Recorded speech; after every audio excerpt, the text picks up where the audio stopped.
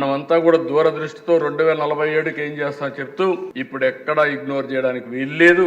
అందుకే మీరు చూస్తే అధ్యక్ష, నేను ఇంత మునిపే చెప్పాను, ఏదైతే పెన్షన్లు ఇచ్చాం, పీడీఎస్ ని స్ట్రీమ్ లైన్ చేస్తున్నాం. మొన్న కూడా మేము డిస్కస్ చేసాం మనోహర్ గారితో, మినిస్టర్ గారితో. నేను చెప్పాను, ఈ రోజు ఏదైతే మనం పండించే ధాన్యం మన ప్రజలు ఆ రైస్ తినే పరిస్థితులు లేరు, మేలు వెరైటీ వేయించాలి. అవసరమైతే మిల్లెట్స్ కూడా డిస్ట్రిబ్యూషన్ చేసే పరిస్థితి రావాలి. ప్రత్యామ్నాయ మార్గాలు ఏమున్నాయో అవన్నీ పెట్టమని చెప్పి కూడా వర్కౌట్ చేస్తున్నాం. ఇంకొక పక్క ఫుడ్ సెక్యూరిటీకి ఎక్కువ ప్రాధాన్యత ఇస్తాం. రెండోది ఇప్పుడే చెప్పాను, దీపం చేశాం. ఇది కాకుండా దేశ ఇంత మునుపు నేను చెప్పినట్టు ఇవన్నీ కూడా ఏవి ఉన్నాయో ఆ స్కీమ్స్ అన్ని తీసుకొని ఇక్కడికి వచ్చినప్పుడు స్వర్ణాంధ్రప్రదేశ్ కు ఒక 10 ప్రిన్సిపల్స్ తీసుకున్నాం అధ్యక్ష.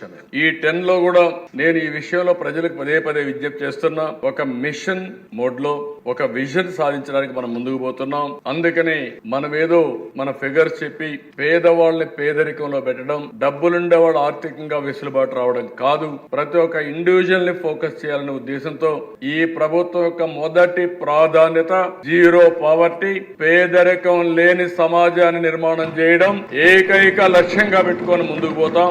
అందుకనే మీరు చూస్తే అధ్యక్ష, ఈ రోజు ఏ పని చేసినా మనం దీంట్లోనే ముందుకు పోయే పరిస్థితికి వచ్చాం. ఇటీవల బీసీలకైతే స్వర్ణకారుల కార్పొరేషన్ ఏర్పాటు చేస్తూ సంక్షేమ కార్యక్రమాలు ఇవ్వడమే కాకుండా ఇంకో పక్క 896 కోట్ల రూపాయలు నిధులు రిలీజ్ చేశాం. మత్స్యకారుల్ని దెబ్బతీసే 217 జీవోను రద్దు చేశాం. ఇంకొక పక్కన 34% రిజర్వేషన్ మళ్లీ తీసుకురావడానికి ఏమేం చేయాలో ఒక సబ్ కమిటీ వేసి స్థానిక సంస్థల్లో రిజర్వేషన్లు తీసుకురావడానికి మళ్లీ వర్కౌట్ చేస్తున్నాం. ఇది కాకుండా చట్టసభల్లో 33% రిజర్వేషన్లకి ప్రభుత్వం కట్టుబడి ఉన్నాం. ఈ అసెంబ్లీలో తీర్మానం చేసి ఢిల్లీకి పంపించాం. ఇది కాకుండా మీరు చూస్తే అధ్యక్ష, ఆర్థికంగా పైకి తీసుకురావడానికి గీత కార్మికులకు 10%, మద్యం షాపుల్లో రిజర్వేషన్లు పెట్టాం. వడ్డెర కులస్తులకి క్వారీల్లో 10% రిజర్వేషన్లు పెట్టి వాళ్ళకు ఆర్థిక వెసులుబాటు ఇస్తాం. చేనేత కార్మికులకు జీఎస్టీ ఎత్తేసాం.